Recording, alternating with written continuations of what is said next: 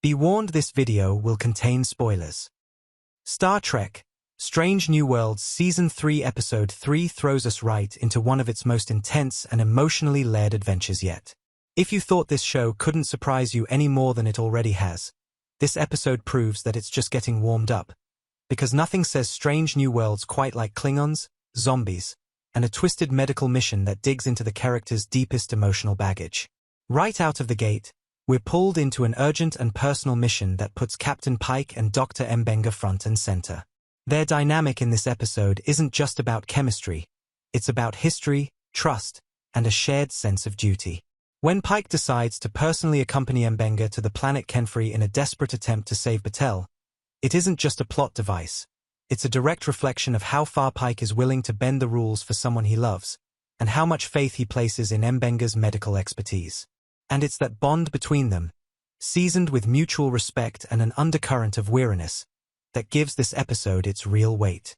Their shuttle journey isn't packed with action, but what makes it captivating is the conversation.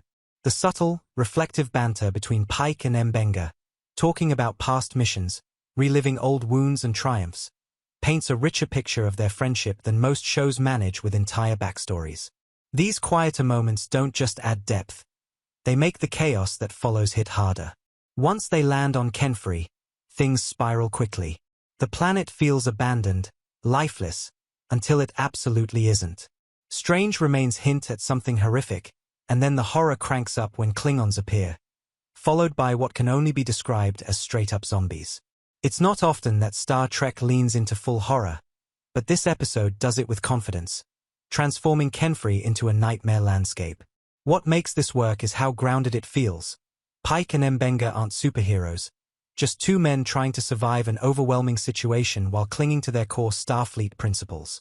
But the real gut punch comes when Pike starts to piece together the truth behind Batel's condition and confronts M'Benga. That scene isn't flashy, it's raw. Anson Mount gives one of his most vulnerable performances as Pike, who for once doesn't have a plan or an answer, just desperation. And Babs Olusanmoken's M'Benga doesn't offer comfort. He can't. His response is rooted in hard science and the even harder truth. It's a scene that lingers, because it's not about who's right. It's about how much it hurts when there is no right choice. While all of this unfolds, the bridge crew has their own conflicts brewing. Lieutenant Erica Ortega's challenges Number One's orders, worried about what's happening down below. And even if her disobedience could have ended badly, it's refreshing to see that fire from her.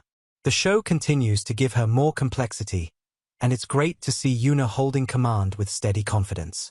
Meanwhile, Spock attempts a risky mind meld with Batel, which not only gives us another glimpse into how the Gorn DNA is affecting her, but also opens the door to a deeper, darker mystery about what exactly is happening inside her. Then we get the big reveal: Klingon leader Bytha is tracking M'Benga, and suddenly everything circles back to Season 2's Under the Cloak of War. If you remember M'Benga's moral crisis over killing Ambassador Dakra, that thread finally comes full circle here. Some might say the resolution is a bit too clean, maybe even a little convenient, but it still works because it gives M'Benga space to confront his past and lets us see him wrestle with the weight of that choice. And Bytha.